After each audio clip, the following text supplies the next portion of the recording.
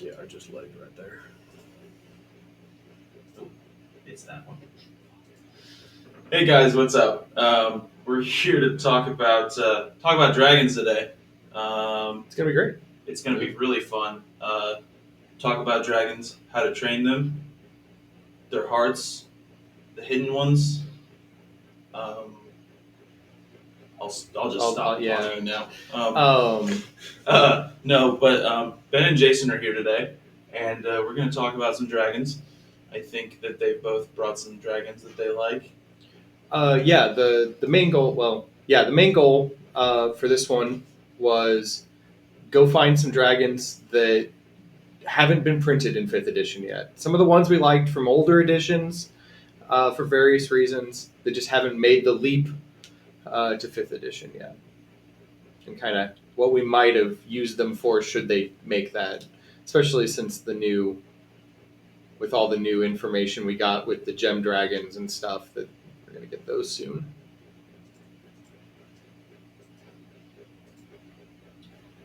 Just 1 second. It's not picking up any of the audio. All that's because we're all in the same room. Duh. Sorry. I'm used to Discord people talking, so my bad. My brain fart. Anyway, continue. So anyway, to start off this discussion, like I said, we thought about it a little bit, discussed various dragons from previous editions, and Jason, you had a dragon that I had not heard of in a very long time. It's this strangest looking one on the screen. Yes, the Jade Dragon. Yes, the one that kind of looks like a giant rat with scales. And that's a 2nd edition picture. They're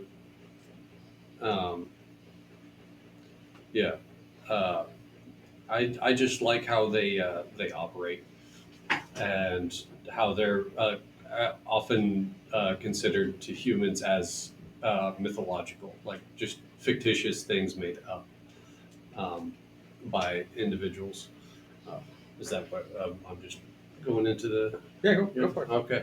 Tell me all about Jade Dragons. Right. Look, the last they've existed that I know of is apparently back in probably the Oriental Adventures of 2nd edition. Yeah.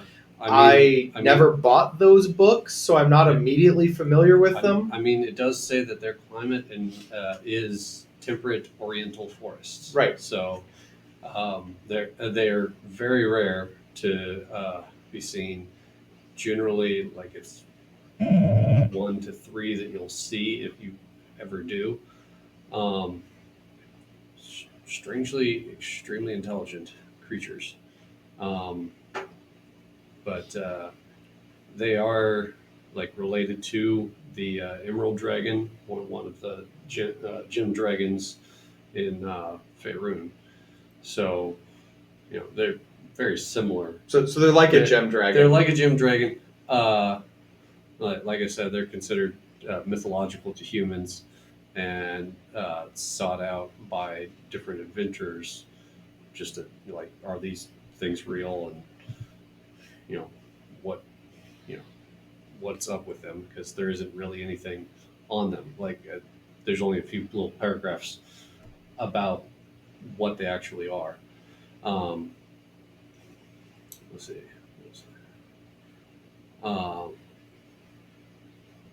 Yeah, I can't get over that second head art. Having with a 2nd edition monster manual here in front of me, the art, especially for a lot of the dragons, is very. It would not.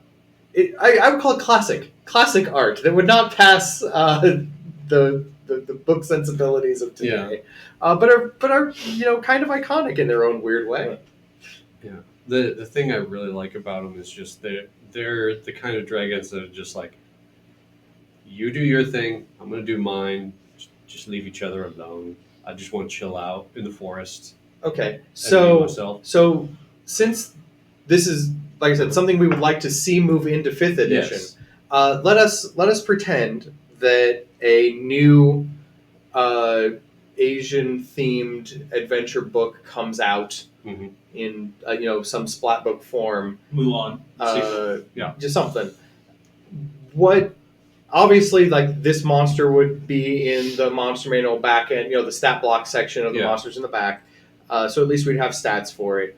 But like, what would you like to see it used for?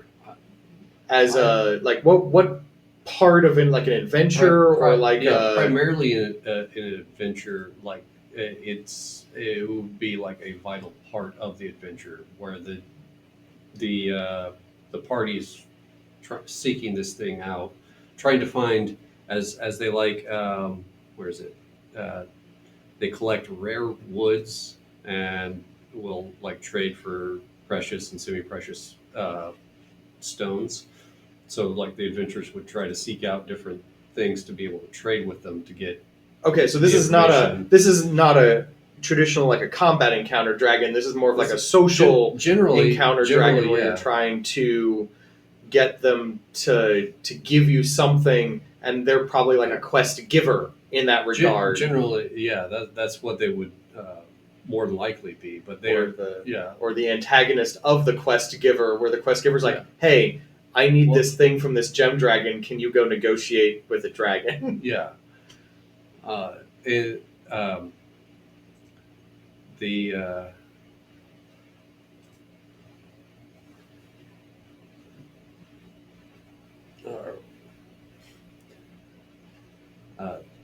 already forgot what it was. So what? Yeah. But yeah, so something along those lines. Yeah, something along those lines. Perhaps it could even be something that's threatening its habitat, and you're trying to seek them out and to be able to protect the region. Okay. Because they are considered the stronger of the Oriental dragons. Does it have an alignment? Neutral. Neutral. Yeah, Just like yeah. most gem dragons of second edition, they were the neutral dragon line, whereas the chromatics were the evil ones and the metallics were the good ones. So yeah, they're just kind of a Does this have psychic powers? The gem dragon traditionally the gem dragons had psychic powers. Is this one that picked up that as being kind of like a gem dragon? It's more deafening, sonic. They're more sonic. Okay. Yeah. And that is their go-to to just like knock the opponent out. They don't like confrontation. So their breath weapon is more of like a sonic damage breath weapon, or is it? Yeah, it's a sonic wall. Okay. So they just scream really loud. They scream really loud. They get enough to even knock them unconscious for sound cannon. The sound cannon dragon. Sonic yeah. scream. Okay. like Gotcha. up to about 3 minutes. They can just be knocked out from that scream. All right. Wow. That's how big are they? They're anywhere from huge to gargantuan. Are they? Yeah. Yeah, they're not small. They're not small dragons. Mm-hmm. Which is weird because it looks like Mushu from Mulan. So it looks like it could be like a. The baby Yeah. ones. Yeah, They yeah. start small, but then they get bigger. Yeah, that seems like an entertaining. Yeah. Speaking of gem dragons, though, we did a brief toss out on our Discord about what dragons some of our readers would like to hear about, and someone did bring up gem dragons. I forget exactly who. I'm pretty sure it was Serena. Okay. Yeah. But yeah, they brought up gem dragons, and I reminded them that yes, it turns out that there has been like a whole bunch of movement in moving gem dragons towards 5th edition. We have a stat block for the Sapphire Dragons, so those. We just got rated. Oh, we did. Yeah. Oh, by who? Hey guys, it's Bo and Shade with a party of 6. Oh, welcome. Hey guys. We're talking dragons Yeah. here in the Dungeons and Dragons podcast. We're doing How to Train Your Dragon. But anyway, so yeah, gem dragons. They are like I said, we got a stats for Sapphire Dragon about a year or so ago. Yeah. We got with the last UA that came out a couple weeks ago, all the Gem Dragon options for Dragonborn, as well as a few other things that we talked about last podcast. So it is only a matter of time before Gem Dragons roll in. Didn't they do that one little like Sapphire Dragon adventure or whatever that was? They might have, if I remember correctly. Like I know that there's a edition. stat block for them, and they made a mini that you could buy Does that anyone looks know? beautiful. You guys know if there was like a did they make like a giant Sapphire Dragon mini? I know they made the mini because I almost bought one, but Max sold the only one he had, so I didn't get it. You got a pretty good idea of where that went. I know exactly where that went. But no, it's very, very nice mini. Very, very artsy. But it's only, like I said, only a matter of time before we get some Gem Dragons. So just wait, they'll be around. But moving into some other dragons. Yes. So give me dragons. I've got plenty. So we talked about a Gem Dragon offspring with the Jade Dragon. Which one you want? Give me the Mercury Dragon because we're gonna do our metallic dragon first. Here it is.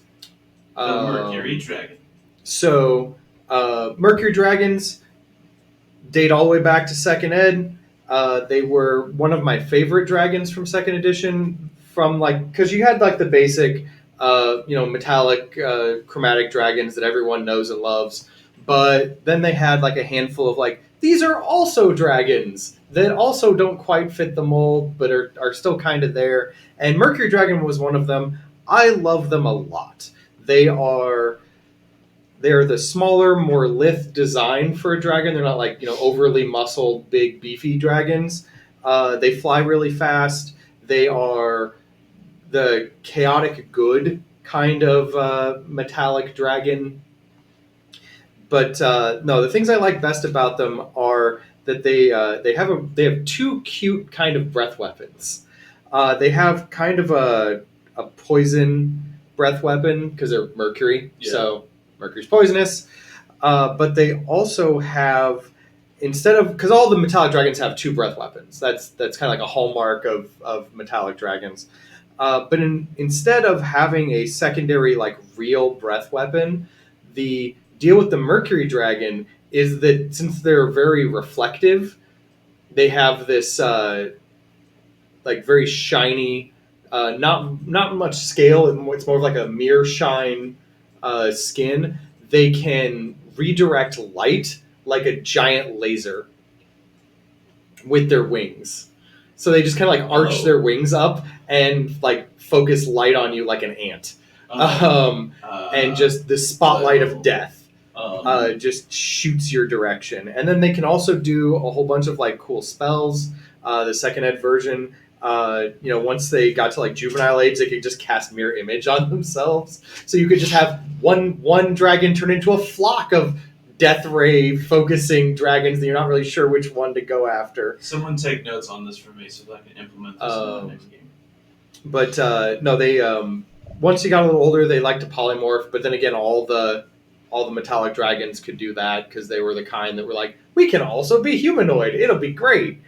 The one thing with the Jade Dragon is they can't. Oh yeah, Gem Dragons didn't. That wasn't a hallmark of them. That was just kind of a thing metallic dragons kind of got and grandfathered into over time.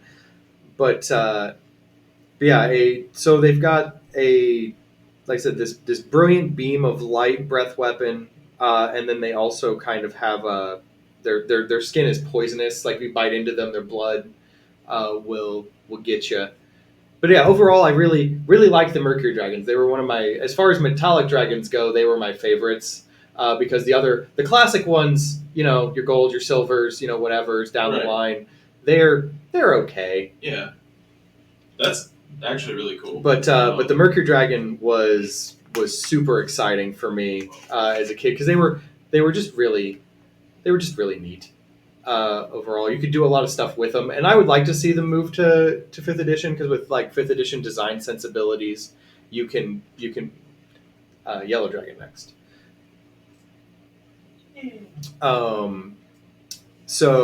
But yeah, with how happy-go-lucky those particular dragons are, you can kind of build like a fun adventure around them where the party has to like, I don't know, go get them some fish or something. Like they're, just there's these two Mercury dragons, and maybe they're just like hanging out on the coast, having a good day at the beach, and your party adventure is like, well, we need this dragon to go help us do something. Like, all right, we'll do it, but go catch us a really big fish. Or they're Canada good dragons. They're very entertaining. So we got a fishing adventurer, a go collect some firewood right adventure. This is turning into a dragon anime. Yes. It's great. Yeah. But like I said, on the other end of the spectrum, we have in the chromatic line of not normal chromatic dragons, the yellow dragon. Puff. No, that's the cloud dragon. Which I did not choose for this go round, as entertaining as cloud dragons are. But no, the yellow dragon, a desert themed dragon.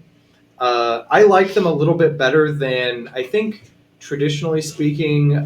Blue dragons now hang out in desert environments, but like their breath weapon is like a lightning blast, and there are times where I want to have like a big old like sandstorm encounter with like sandblasting dragon, and that is exactly what the yellow dragon's got going for it. Is its breath weapon is a high velocity blast of scorching air mixed with sand, so it literally just sandblasts you into submission. Oh my god!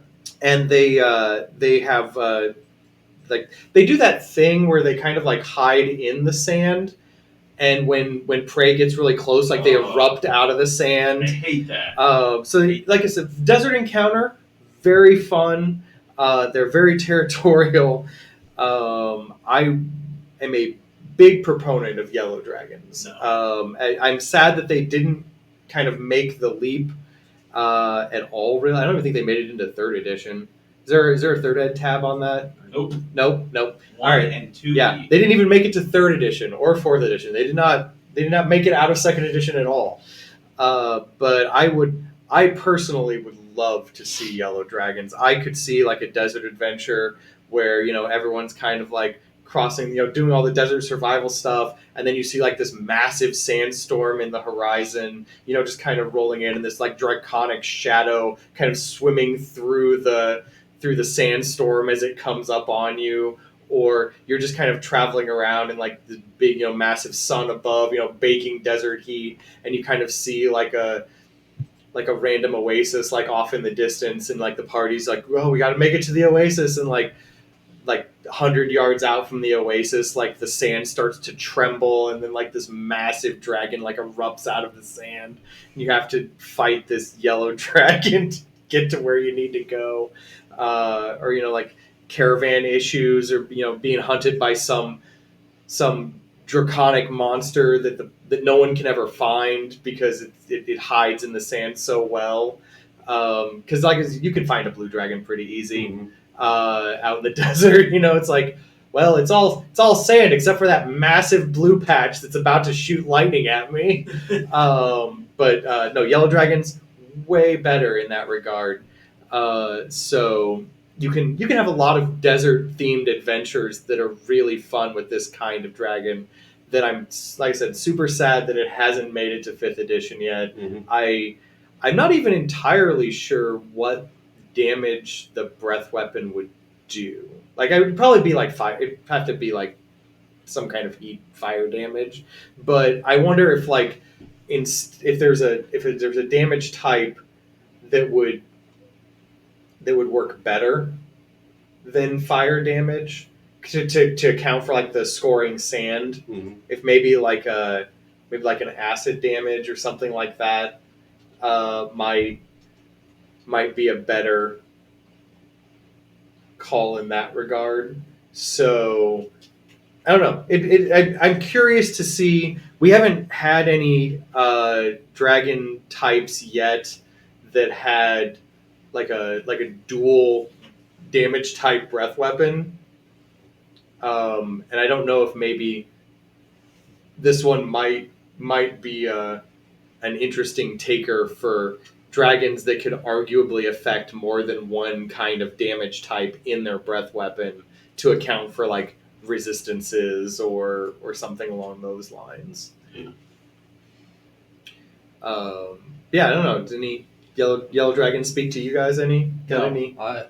any? Terrified? I'm a hard advocate for any of that cliche, fucking Clash of the Titans, giant scorpion Right, burrowing right. under the sand kind of shit. I hate that. I had that, like, that actually happened in one of Bowen's one-shots. Or no, maybe it wasn't Bowen's. It was one of Ace's one-shots here a while back where he had, like, a giant metal scorpion, like, burrow under the sand. And, like, Mhm. things that come up out of the sand that are large and can kill me, I have a general problem. Well, if they're listening, hey, guess what? Yellow dragon. No, It's a thing. don't ever do that. It's beautiful, No. and it will definitely make your desert encounters 100% better. Dylan, we will stop being friends.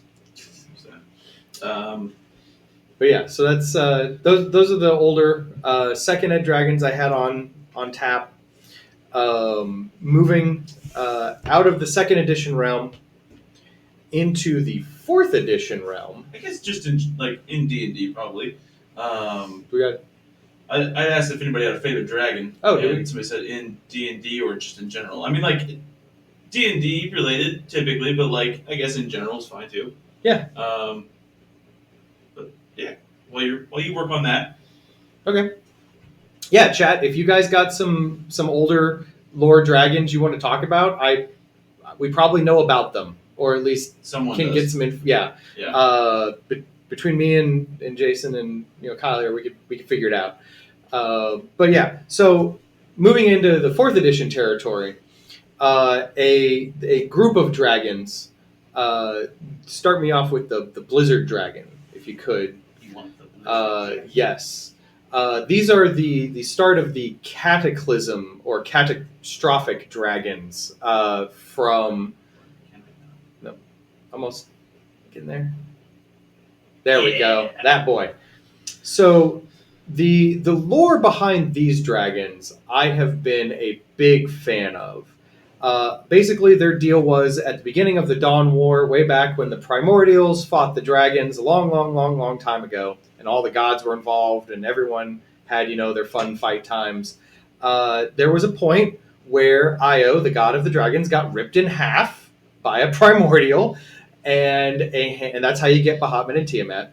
But at some point, there were some dragons that were watching that and were like, our dragon god just got ripped in half. Maybe we're on the wrong side. Maybe the primordial side is the right side. Maybe we should just go talk to them and see if maybe we can work something out. And in hindsight, I can see how my choice was a mistake. Right. It's like a primordial just ripped my god in half. Maybe I should go talk to that primordial. So yeah, a flight of dragons wandered over to the primordial camp, and we're all like, "Hey guys, sorry about the whole Dawn War thing. We want to be on your team because we don't have a god anymore. We kind of have two half gods." And the various elder elemental evils kind of got together and were like, "Yeah, we'll make some dragons. It's cool. You can be on our team." And so they took each of them took them to their various realms and infused them with their elemental power, and that's how you get these catastrophic dragons, which are basically dragons that embody various catastrophes. So in this case, the Blizzard Dragon. There are a couple others we'll get to here in just a second, but the Blizzard Dragon I like mostly because it's way cooler than a white dragon on every level. It looks cooler. Really? Yeah. It looks cooler than a white dragon. It has just a better feel to it than your standard issue white dragon does. And the only thing that is interesting about them that isn't like your normal dragon deal is they don't have breath weapons. Really? They bring the catastrophe with them. So one of the deals that they have is a an aura. That was a thing that 4th edition had because it was more map based. You could kind of track an aura around a monster, and so every turn the aura just got bigger and bigger and bigger, and then when it hit its biggest point, a massive effect would happen that would be themed toward this particular. So for this one, they have kind of like a freezing winds aura that is always around them. That kind of moves you around the battlefield around the dragons. They kind of control the area around them. But then they also have this rising winds aura. And so, like every turn, it would move people around and deal them a bunch of cold damage as the freezing winds kind of like whip around the characters. And then when it finally hits its the crescendo of the blizzard, basically it like flash freezes everyone around it in a massive like 5 space aura. And you all become like immobilized and blind and tons of cold damage and then the aura shrinks back down and the storm starts all over again. So it's just a cyclical, it's not like you have to wait for the breath weapon to recharge and, this massive line of damage. It's just as you interact with the dragon over and over, the aura just keeps getting bigger and bigger until it explodes in this, crescendo of death and then shrinks back down again. Yeah. And so, like I said, that's the blizzard dragon. He's frozen. Oh, did you? No, he's not. No, I'm still. He's just very still. Yeah. I was like, he's been frozen for like a second. But yeah, they're so it talks about them how they kind of function here in combat. Blizzard dragons, fast but clumsy flyers. They prefer to land rather than fight in the air, and as soon as it approaches, the air cools, the ground ices over, because they are literally like an elemental dragon incarnate. They bring the storm with them wherever they go. So they do all kinds of other stuff, like they will try to trigger an avalanche or cause icicles to cascade upon their foes. Like they're tactically good dragons in all respects. And you can even, I could see like a scene where like there's like this mountain stream or something, or like a mountain waterfall, and this all of a sudden as the party's like sitting here, like this ice just begins creeping up the river toward the party, and then you see like this shadow of a dragon kind of pass overhead, and when it lands, like the whole waterfall freezes into like this stalactite of teeth. It's a good scene that you could put together. And yeah, so the Blizzard Dragon, fun dragon, but that was only one of them. There are multiples. The next one, the Earthquake Dragon, which we will have a picture for here at some point, maybe. Yes. Maybe. Yes. Next slide. Next slide. That. Yes. Yes. Yes. So Earthquake Dragons, much again, same deal. They are part of the starting triumvirate of these catastrophic dragons. They have same deal, big old earthquake aura around them. So like the ground trembles, splits open, fissures form. You can fall into those fissures, and then they will snap shut and kill you at some point. And these, like I said, these are for those times where like maybe like a mine adventure. Mm-hmm. Or like or some kind of like I can imagine like an adventure where like a bunch of dwarves were mining, and they awoken this sleeping monstrosity. Sorry. Breaking my pictures. Sorry. No. But like they were mining and they awoken this just terrible monstrosity, and the party's got to go solve a dragon that's made of stone. Maybe if you want to flavor it up a bit, you could like have gems like encrusted in its hide and stuff like that, because it's just. I feel like this is a dragon I don't want to fight. You're sideways. I am. Yes. Why am I sideways? We're sideways. I don't know. What'd you heck up? Show. Now put it back. Now put it back. Now put it back. Still sideways. What the Okay. fuck did you do? He'll figure it out. But anyway, so there you it go. goes. But anyway, so that's the volcanic dragons. Again, their deal. They've got like a quaking earth aura around them at all times.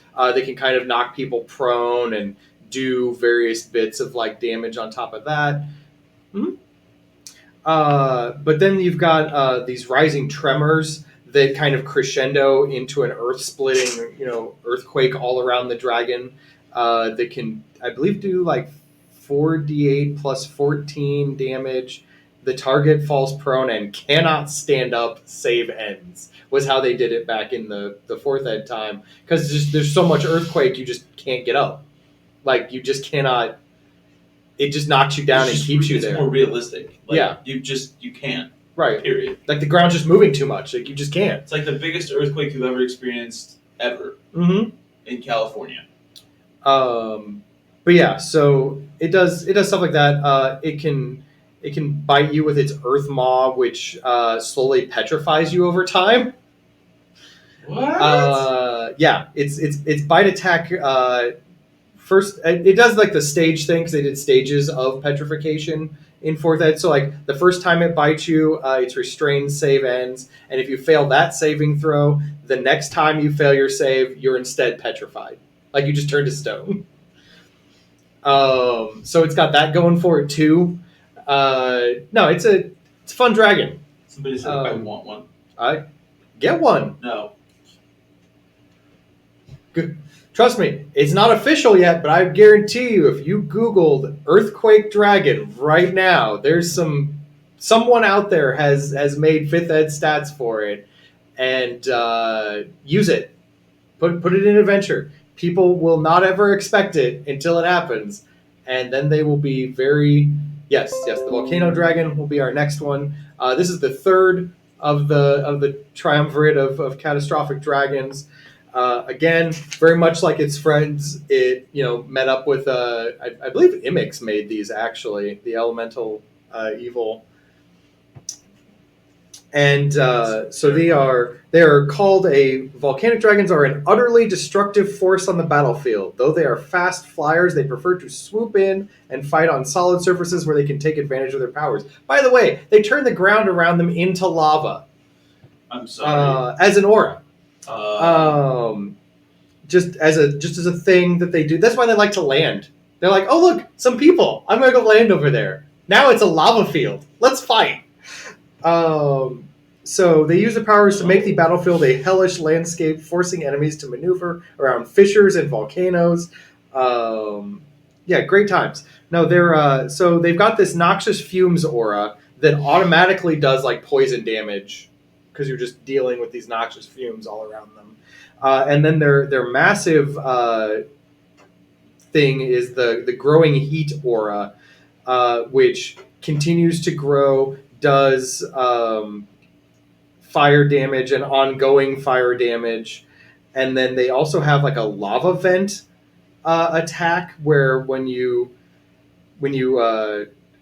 they just create a lava vent on the battlefield that bursts lava all over the place, and anyone around it takes ongoing fire damage.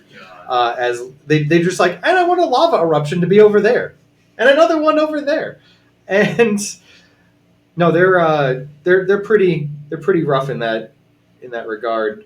They also have a sudden flare ability where it's like a triggered at will. So if you hit them with a fire attack for some reason, all the noxious gas around them flares up and causes like a fire explosion that you have to deal with.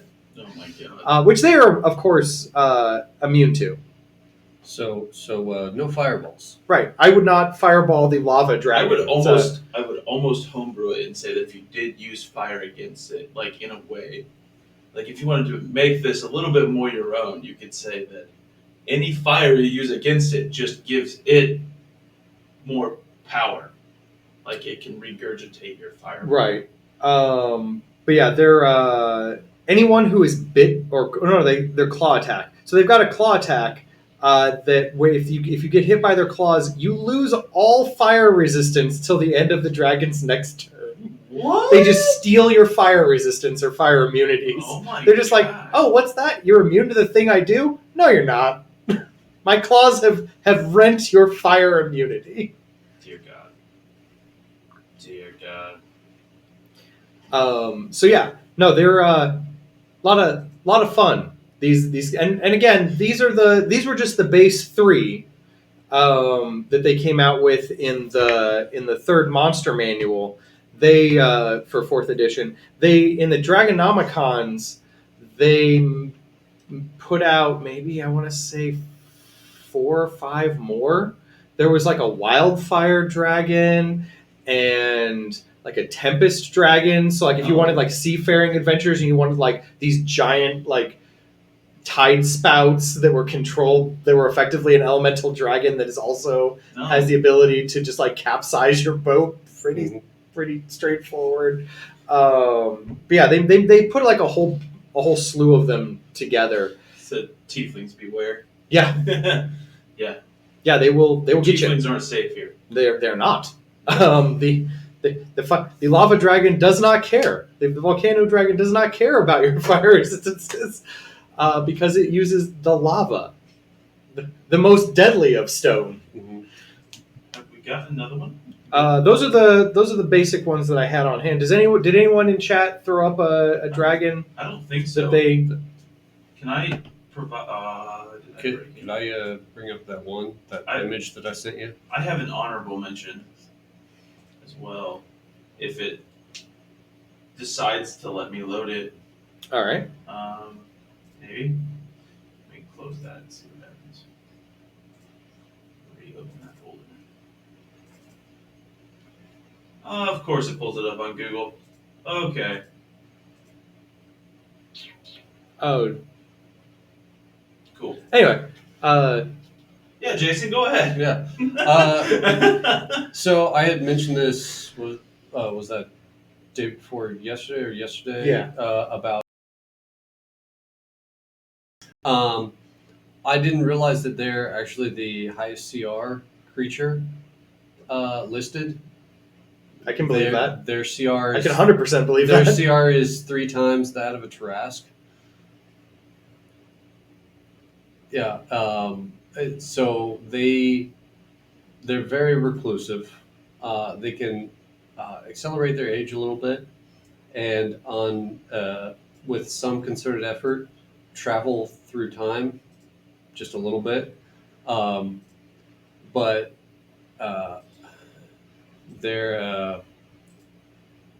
they generally don't want to fight. They're like they want to be left alone for the most part, and they do like collect treasure and everything, but it's very kind of sporadic. They'll collect treasure, neglect it, it goes away, and then they go collect other treasure, and then neglect it, it goes Right. and they're not as very protective over their treasure, and it's also time themed. So like they could randomly have like watches and sundials and random stuff like that. So Did you get your Charlatan dragon picture up there? I did. Finally. So a dragon that we do have a 5th edition stat It block came in for. as a freaking GIF. Again? Yeah. Weird. So Got one more for you though. So the great thing about their combat is they're Do they follow like Weeping Angels logic, where they just send you to a different? they send you to a random time period. So like again, it's not really something that you would fight or anything. It's more a storyline type thing, but it would be more like you're traveling through time. You're Doc and Marty. Okay. We have to go to the past, Marty. So yeah, those are dragons you don't want to mess with. They'll send you to like a whole other area. Yeah, that's like how you break a campaign. Yeah, it's like and then or start a whole new one. Yeah. Uh, It could be a whole thing where you have to travel through time with the assistance of time dragons to, fix whatever it is that the adventure is based around. All right. Somebody along the lines of starting new campaigns. Somebody said that haven't really played a game with dragons, and I can't think of at least twice I've played in games with dragons. Last week. Right. And speaking of that, Like each of the games you've been in for me has had dragons, multiple dragons. at least. Yeah. Speaking of dragons, there's a nice picture for some of you. Yeah, the Chardolin dragon. This was I was gonna say this isn't on our list of dragons, but like it counts because it's fucking cool. It is. So that's the dragon from the Icewind Dale adventure. Mm-hmm. It is a robot dragon. Basically, a bunch of Dwarger got together, built themselves a giant robot dragon, and used it to level 10 towns area. That's the conceit of that part of the adventure. If I remember correctly, its heart is in. No, That's not. that is not its heart. Oh, it's not its heart. That is a heart of a red dragon that they're using to power the forge. Oh, gotcha. Okay. It all comes full circle, though. Yes. They're fucking looking at this now for the first time because Mhm. when we were playing, holy shit, it can do some stuff It can. if it gets a chance. Yeah. It's not supposed to be the easiest of fights. I can't believe its Um, AC is only 17. I mean, it's just made of rock. I know, but Like it's made of rock and and scrap metal. Like it's not. You have to remember, you're only supposed to be like level 5 or 6 when you fight it, and a party of like 5 players at level 5 are supposed to be able to potentially defeat this dragon. It looks way cooler than it actually mechanically I was gonna is. say this doesn't look like a pile of rock Right. metal. Also, I just like to point out that this is literally just Dagon. A little bit. It's just the magic missile. Yeah. Yeah. But yeah, no, that's the deal with the Chardolin dragon. It looks way more impressive than it is statistically, but at the same time, like, it's fine. It's a really good dragon fight if your party's kind of like an average party. It'll definitely give them a run for their money. But for if you get like a really good spec party, like I think against you guys it lasted like 2.5 rounds at best, which isn't terrible, but like I would have liked to have seen it go to at least 4. I like the some of the immutable form. Yeah, you can't It's change immune its to shape. any spell or effect that would alter its form. Yeah, you can't polymorph it or anything like that to Because it's a solve it. construct. Well, that's part of the reason. Yeah. But yeah, Like it's made of metal and not an actual living thing. right. Siege monster Does- deals double damage to objects and structures. that's why it was leveling all the buildings in 10 towns. Wow. Because it could. It doesn't require air, food, or drink, or sleep, and it gains no benefit from finishing a short or long rest, which makes sense because It's a robot. Yeah. I like that it gets its breath weapon does radiant damage. I've been missing a dragon that had like a radiant damage breath weapon for a while, and I like that I've got like this big hulking robot dragon that just shoots death ray lasers at people. Is this what it was doing to us? Oh, the malevolent presence. Yeah. Any creature with an intelligence of 4 or more that is within 30 feet of the dragon must succeed on a DC 16 Wisdom save or be charmed by it for 1 minute. A creature can repeat the saving throw at the end of each of its turns, ending the effect on itself and its on success. Holy crap! Yeah. A fucking 4. Yeah. Intelligence of 4. 4 or better. You just have to not be an animal for the most part. You just have to not be an animal.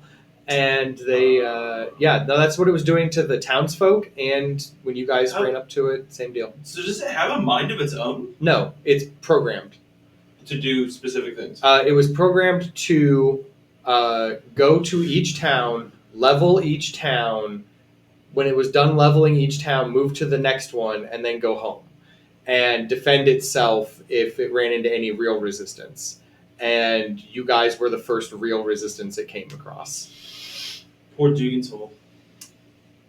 Yeah, it's gone. Yeah. It's just flat. Dugan's Hole was wrecked. Was What was the other place that got leveled? Goodmead Goodmead. also got destroyed, and East Haven got 3/4 destroyed by the time you guys got there. Mhm. But it could have been a lot worse because the adventure makes you make a choice early on to where you either go after the dragon but not know where it's going, so you have to like guess, and if you guess right, maybe that'll go great. But if you guess wrong, like a whole lot of towns get destroyed, or let the dragon get a head start. It's definitely going to get a few towns, but at least you'll be able to know where it's going, so you can kind of, head it off at the pass before it gets anywhere So- real bad. Theoretically, we could have just found the map and then turned around and went down to the courtyard and been like, And left, Left. yeah. You very easily could. That could have happened. But no, generally, I mean, the dragon still would have gotten like Dugan's Hole and maybe Goodmead by then, because it's got such a big head start on you, and it doesn't take long to destroy either of those towns. But you would have been able to save a lot more of East Haven that way. But yeah, no, the adventure's like, there's an NPC that you run across that's like, hey, you guys should go to Bryn Shander because that's the obvious place it's the capital. We got to go there. Well, that's where the dragon goes last. So if you follow that, then well, you're saving one of the 10 towns. Yeah. But you get a lot of time to prepare for it to show up. But no, the Chardelin Dragon, I like its design overall. I'm definitely going to use parts of it for other adventures at some point. yes, tell us your plans. Well, no, there's an adventure that I do that involves a dragon Oh, I gotcha. that beats the crap out of a small town, but nobody knows that it's what it is. I think you've actually played in it, Jason. It was the Venturolf one with the glacier that's crumbling. Yeah. And and there's a dragon that I had to homebrew for that adventure, but I never really quite got the stats right where I wanted them. And looking at the Chardelin Dragon, like, that's a good starting point for what I really wanted. And I can just like shave off a few things here or there and make it more of a living dragon than a robot dragon. And it'll be basically what I want for that particular adventure. So yeah, I'm glad that the stat block for that one exists. It's going to be a lot more fun when I run that adventure for other people. Seems solid. Is there any particular dragons from older areas that excite you, Kyle? That excite me? Yeah. Well, I'm kind of personal. What is it? Is it the chrome? The chrome dragon? Not the chrome. There's like an actual chrome dragon, isn't there? In second ed? Not in not in the second ed Is it- monster manual. There are other options look, second ed had a lot of splat books. If there was, I don't immediately remember a chrome dragon off the top of my head, but it is a metal, which means there are. Which volume is that?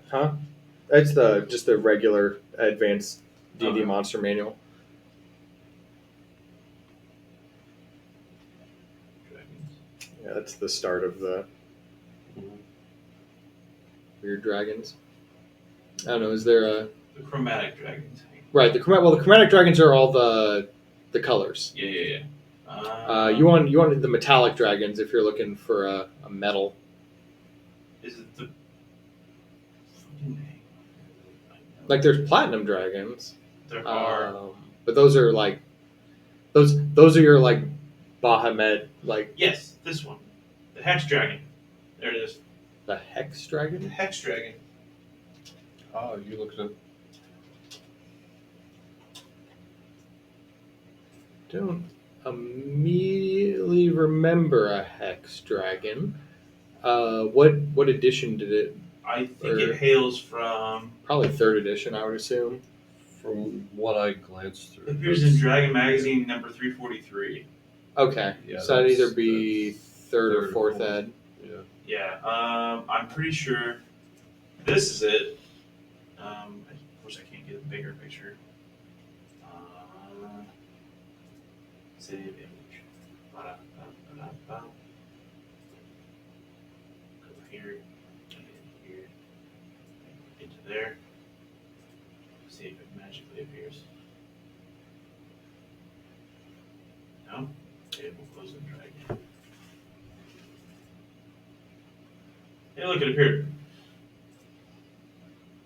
Question is, did it appear in your overlay? I'm confident that it did. All right, well there you go. Cool. So what's the deal with these dragons? They are cool as heck. I'm pretty sure is this the staff. That looks like a fifth ed stat block. That does That's, so look that's like someone probably converted it into fifth ed. Does it have any of the same features? It probably has a lot of the same features. Okay. It's just there we go. So first of all, ignoring all the armor, hit class, and stuff like that, it's got retributive curse. Yeah, that's the same thing. When the dragon takes damage from a creature, the dragon can bestow one of the following curses on that creature. As the dragon ages, it gains additional options for this curse. The curse's saving throw DC equals the dragon's spell save DC. If the dragon dies or is reduced to 0 hit points, each hostile creature within 60 feet of the dragon is immediately targeted by the curse. Okay, so it's And so it can- if you kill it, you get cursed. you can pick the curses, and it picks the curses like sickness, agony, blindness. The agony is creatures crippled by agonizing pain must succeed a con save or be incapacitated until the end of its turn. What does its spell save? I mean, it would depend on the age of the dragon. That's fair. DC 21. Yeah, so that's a higher. Was it an adult one? So yeah, Yeah, what's the CR on it? CR 15. Okay, so yeah, it's a higher Mhm. higher level dragon. Could wreck a small party. Well, it will wreck a small Mid-level party, adventure. but it will wreck a you'd have to be like 15th level to even like. I would hesitate to use it against anyone less than like 13th level as a party. Let's see.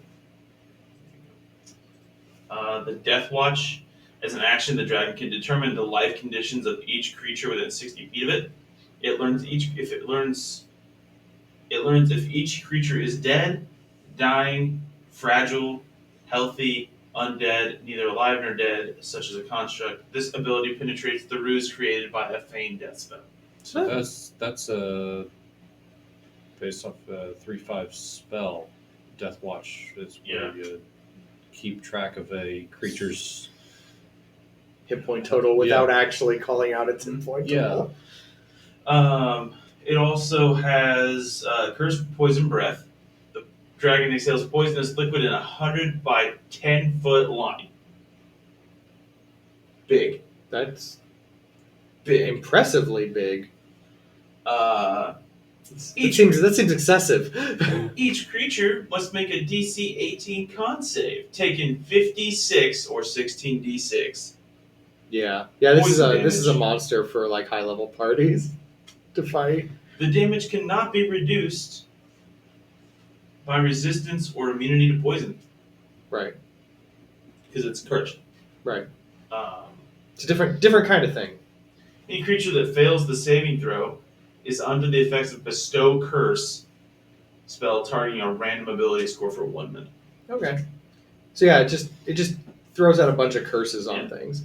All right. Well, as a homebrew for fifth ed, that seems Yeah, something that's been In some places, I would trim that back a little. That seems a little excessive in a few places, What can it especially since they also gave it spell casting. do? So It has I mean, innate spellcasting too. yeah, right. That seems like a lot of actions for like one dragon to have to do in a turn. Suggestion: 3 times a day. Yes, You're on once per day, once per day. and then It can do. It's a 12th level spellcaster. it's got what spell At slots in will, general. it's got its cantrips are Chill Touch, Eldritch Blast, and Friends. First level is Charm Person, False Life, Hex, Ray of Sickness, and Sleep. Second level is Blindness, Deafness, Crown of Madness, and Hold Person. Third level is Bestow, Curse, Enemies Abound. Fourth level, Plight, Charm Monster, Confusion, Dominate Beast. Fifth level, Dominate Person, Innervation, Hold Monster, and Static, God. Sixth level, Circle of Death, Eye Bite, Mass Suggestion. Yeah. That's a shit ton. Well, I mean, that's a lot to throw on one creature. So on the homebrew level, I would definitely trim a lot of that. It doesn't need it. It's got a lot going for it already. Holy hell! I like the dragon itself. It looks Oh yeah, it's terrifying. That is an impressive specimen. there.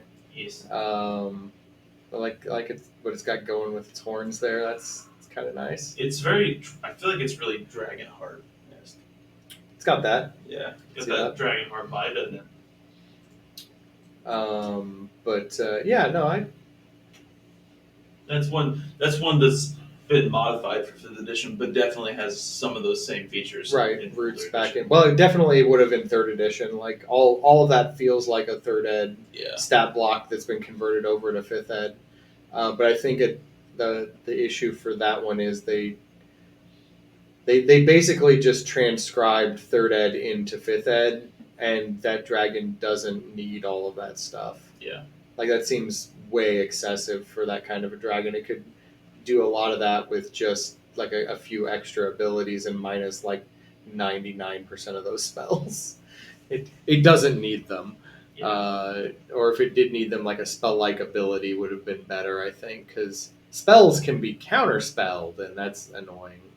But that was design 2nd edition, 3rd edition. That was the design of the deal. Was dragons get spells just like everyone else gets spell. Like that's just how they did because they're made of magic. And that's when we got to 4th edition. They were like, I got a better idea. Let's just give them abilities that kind of mimic spells but aren't actually spells. And then when we got to 5th edition, that particular design aesthetic kind of stuck, and we don't have like dragons that also have like 50 spells that they have to contend with every turn while they're doing all their other stuff because they're dragons. They should just do dragon things. Mm. But yeah, anything else from chat? Chat, do you got any particular dragons that excite you, that make you want to be like, hey, maybe I want to use this in a game someday? Is there any? I think Steph's still here. Says she's watching. Steph, are you here? Are you actually here? Or are you just letting this run on your computer for views? Either way, I appreciate it, but do you have a favorite dragon? Going once, going twice. Going never? All right. Maybe. Well, we more dragons another time. Maybe. Right. There are plenty of dragons. We have. Yes. We didn't even get to like in the 2nd ed book alone. We got brown dragons. I literally read like I'm claiming brown dragons. We got cloud dragons, deep dragons, popular amongst folk. I got info on like mist dragons, shadow dragons before they became like an overlay on other dragons. Steel dragons were always cute in their own way. They were the ones that were like, we're gonna pretend to be people forever. And our breath weapon just causes death. The end. Don't mess with us. Yeah. We insta-death you with our breath weapon. That's just how it is. I'm going to go live in a city now. Don't bother me. Oh, God. Stuff like that. Everyone's got dragon turtles. The fairy dragon's pretty standard. It's a very different looking fairy dragon. Yeah, but I mean, there are lots of options for older sets, and again, both in third edition, we got a billion dragons because they made like what 5 or 6 flat Mhm. books worth They of had- dragons they had- easily. The And fourth edition did the same thing, Mhm. where it was like here's some dragons, the classics you know and love, but also here's like a million other dragons that are really niche, where I'm just like, I don't even know where at some point we may want to do that. We may want to like go find some just really niche monsters that wouldn't be used ever for any good reason, and try to like come up with an adventure that would use them. Yeah. Because these books have a lot of that floating around in them, where you're just like, I don't know about this particular monster. Like, I don't know why this thing would exist or why it would be here. And having to sit down and be like, you know what, I'm going to build an adventure around this random monster, would be a good kind of exercise to figure out how to use some of these things. So Yeah. we'll have to think about that for a later podcast. Yeah. We also we'll have to officially decide what we're doing for our next podcast, dude. Well, the new Strixhaven UA just dropped.